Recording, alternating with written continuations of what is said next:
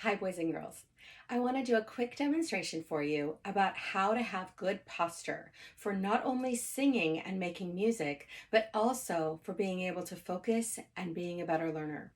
Now, a lot of times when I ask students to check in first thing in the morning or right after recess or right after lunch, what I hear is, I'm bored, I'm tired, and I'm in the blue zone.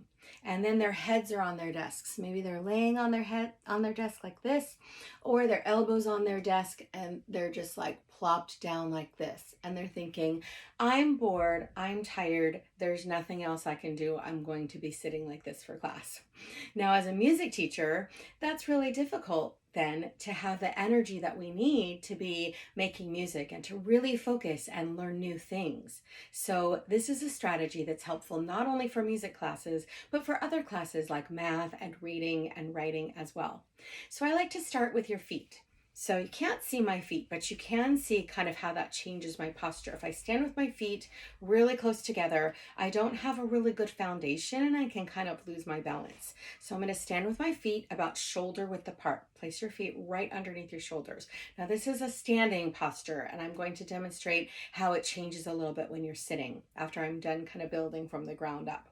So start with your feet shoulder width apart, bend your knees slightly, wiggle them a little bit so that you know that your knees are soft and you're not gonna, again, lock them back and maybe lose focus and maybe fall over. So bend your knees slightly, wiggle them a little bit. You can't really tell with the rest of my body that I'm wiggling my knees, but you know, that kind of helps. That has helped me for years of choir singing and when I've had to stand for a long time. The next part, I want to demonstrate from your legs to your belly button. I want you to imagine that that's a bucket of water. I want you to keep that bucket really straight so that the water doesn't flow all out the back or flow all out the front. All right, so keep that bucket part of you really straight.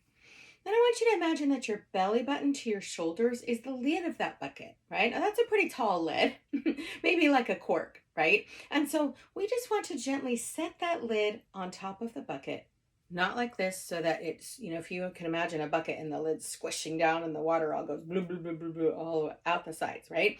So if you take the lid and you gently set it up on top of the bucket, that's what I want you to imagine from your belly button up.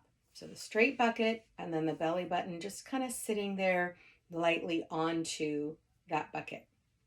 Then you're going to roll your shoulders back and down, okay? And then maybe thinking, I'm going to squeeze a hanger. That's what we used to say in dance. I'm going to squeeze the hanger between my shoulder blades right here, okay? So stand with your shoulders back.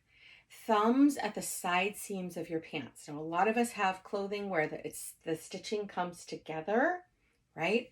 And then we're gonna have our thumbs right there where I can feel with my thumbs where the stitching of my pants come together. Sometimes when I wear leggings, I don't have that seam, but I would imagine that seam being right on the side of my legs with my thumbs on that. And that helps me pull my shoulders back. Okay, now when I'm standing and singing or giving a presentation, that makes me look really confident, okay? And then my head is gonna be straight on my, with equal distance between my ears and my shoulders.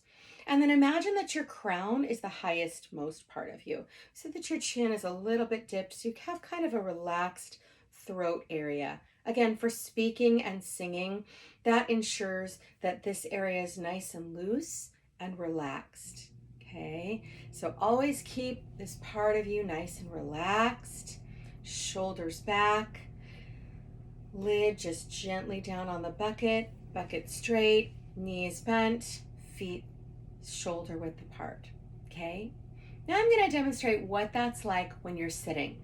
You're gonna take from your legs up and just sit down in the chair and keep your feet flat on the floor.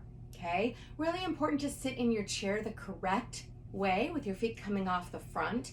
I know in my school district, we've got these great chairs with lumbar support. Now I'm in my home office, right? But this is a good supportive chair. But if I'm sitting up and doing a presentation, I want to really use my back as that support and sit up straight. It just looks better. I sound better. I'm able to use my voice for longer. All right, so feet flat on the floor coming off the front of your chair, and then everything else exactly the same as when we're standing. Bucket straight, lid gently on top, shoulders back.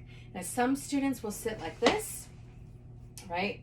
I dare you to teach me something is kind of the attitude that presents. And that bucket's not straight at all. The water's coming, just gushing out the back of that bucket.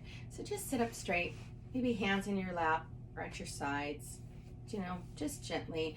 Maybe your chair has some arm rests and you can kind of rest your arms. But that's the best way. Then we have a nice straight path to do our breathing, to let blood and oxygen flow to our brain where it can help us the most, flow out to our arms and legs so that we're comfortable, our limbs don't fall asleep. And we can do our best learning. And then if it's a music class, we're doing our best singing.